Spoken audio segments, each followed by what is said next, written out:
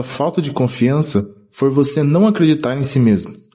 E se for o medo constante de descobrir que você não é suficiente, suficientemente inteligente, suficientemente bonito, suficientemente competente, interessante, talvez suficientemente bem-sucedido, ou até mesmo suficiente para ser admirado ou até para ser acolhido, suficiente para merecer aquilo que deseja. Talvez seja por isso que tantas pessoas passam a vida tentando provar alguma coisa. Trabalham mais, conquistam mais, comparam-se mais e tentam impressionar ainda mais. E mesmo depois de conseguir alguma coisa, a sensação continua, porque o problema nunca foi a falta de uma conquista, era a necessidade de usar uma conquista para provar o próprio valor. Você abre o celular e alguém está ganhando mais dinheiro, outro está viajando, outro parece ter um relacionamento perfeito, outro está construindo um negócio, outro parece extremamente confiante. E sem perceber, você começa a comparar o seu bastidor com o palco dos outros. O problema não é admirar alguém.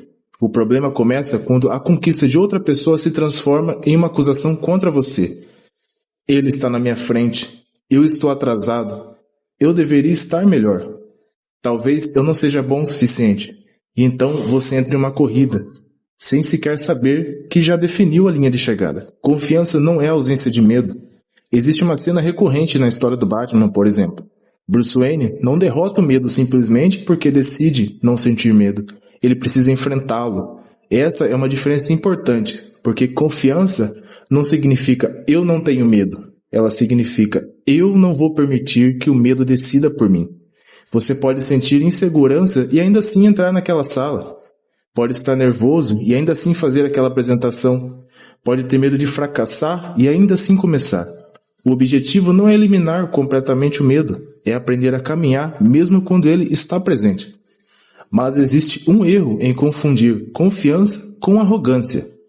Muita gente acredita que confiança significa entrar em uma sala pensando, eu sou melhor que todo mundo aqui. Não, isso pode ser apenas insegurança usando uma roupa mais barulhenta. Confiança é conseguir entrar naquela mesma sala pensando, talvez existam pessoas melhores do que eu aqui. E tudo bem, porque você não precisa ser o melhor em tudo para ter valor.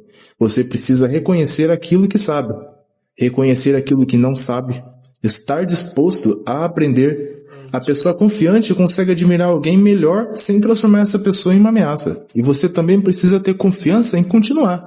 Talvez nenhum filme represente melhor essa ideia do que Rocky. Uma grande questão não é simplesmente vencer. É enfrentar alguém que parece estar acima de você e descobrir se consegue continuar quando as coisas estão difíceis. Porque existe uma forma de confiança muito mais profunda do que eu vou vencer. Eu vou dar tudo o que tenho, independente do resultado.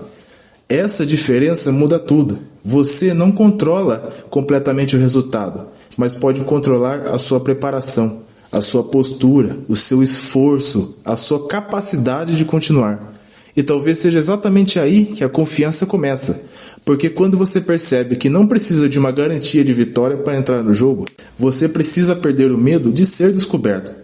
Existe uma sensação que muitas pessoas conhecem. Você recebe uma oportunidade, mas pensa que não merece.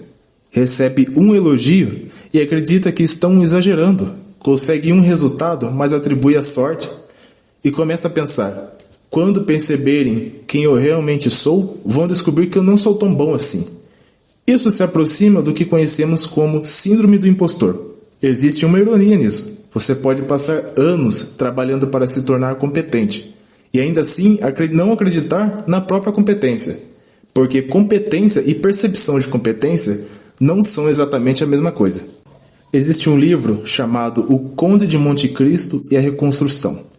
Nesse livro acompanhamos a trajetória de Edmond, perder praticamente tudo aquilo que conhecia sobre a própria vida, sua liberdade, seu futuro, sua identidade.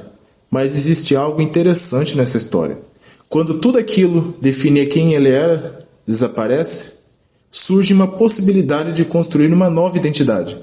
E existe uma pergunta poderosa escondida nisso.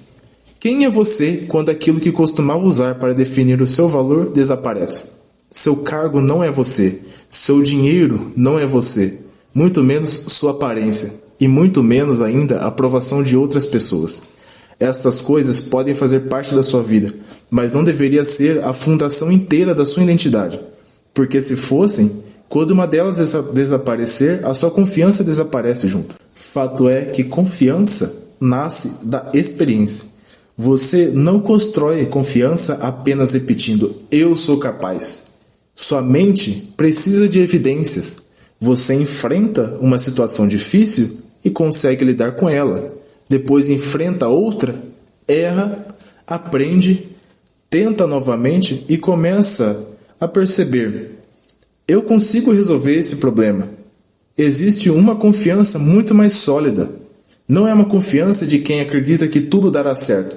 É uma confiança de quem sabe, mesmo que dê errado, eu consigo lidar com isso. Até que um dia você perceba que aquela pessoa que tinha tanto medo de não ser suficiente estava ocupada demais, tentando ser melhor para perceber que já havia começado a se tornar alguém melhor em quem podia confiar.